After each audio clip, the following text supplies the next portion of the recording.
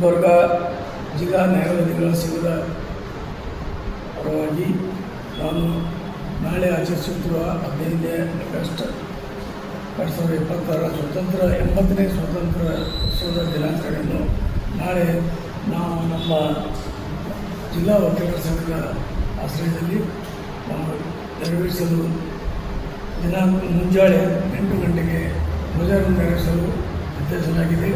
ಅದರಂತೆ ಈ ವರ್ಷ ಒಂದು ವಿಶೇಷ ಏನಂತಂದ್ರೆ ನಮ್ಮ ಸರ್ಕಾರದ ಆದೇಶದ ಮೇರೆಗೆ ಸರ್ಕ್ಯುಲರ್ ಪ್ರಕಾರ ಈ ವರ್ಷ ಒಂದೇ ಮಾತರಂ ಗೀತೆಯೊಂದಿಗೆ ಪ್ರಾರಂಭ ಮಾಡ್ತಿರೋದು ನಮ್ಮೆಲ್ಲರಿಗೂ ಒಂದು ಸಂತೋಷದ ವಿಷಯ.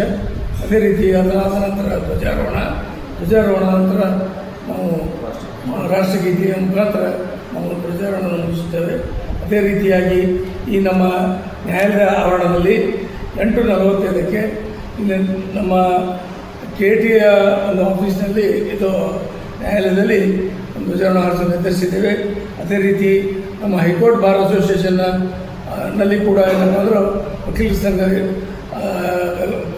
ಹೈಕೋರ್ಟ್ ಘಟಕದಲ್ಲಿ 8:50 ಅದೇ ರೀತಿಯಾಗಿ ಜಿಲ್ಲಾ ನ್ಯಾಯಾಲಯದಲ್ಲಿ 9:05 ಹಾಗೂ ಲೇಬರ್ ಕೋರ್ಟ್ನಲ್ಲಿ ಏನಪ್ಪ ಅಂದ್ರೆ ಕಾರ್ಮಿಕ ನ್ಯಾಯಾಲಯದಲ್ಲಿ 9:15 ಅದೇ ರೀತಿಯಾಗಿ ನಮ್ಮ ಹೈಕೋರ್ಟ್ ನ್ಯಾಯಾಲಯದಲ್ಲಿ 9:30 ಈ ರೀತಿಯಾಗಿ ಏನಪ್ಪ ಅಂದ್ರೆ ನಾವು ಧ್ವಜಾರೋಹಣ ಕಾರ್ಯಕ್ರಮವನ್ನು ಸ್ವತಂತ್ರ ದಿನಾಚರಣೆಯನ್ನು ಆಚರಿಸಲು ನಾವು ಏನಪ್ಪ ಅಂದ್ರೆ ಅದ್ದೂರಿಯಾಗಿ ಆಚರಿಸಲು ನಿರ್ಧರಿಸಿದ್ದೇವೆ. ಅದರ ಪ್ರಯುಕ್ತ ನಾನು 80ನೇ ಸ್ವಾತಂತ್ರ್ಯ ದಿನಾಚರಣೆ ಅಂಗವಾಗಿ ಎಲ್ಲರಿಗೂ ಏನಪ್ಪ ಅಂದ್ರೆ ಶುಭಾಶಯಗಳನ್ನು ಕೋರುತ್ತೇನೆ. SP ಪ್ರಸಾದ್, ಅಧ್ಯಕ್ಷರು, ಗುಲ್ಬರ್ಗ ನ್ಯಾಯವಾದಿಗಳ ಸಂಘ, ಕಲಬುರಗಿ.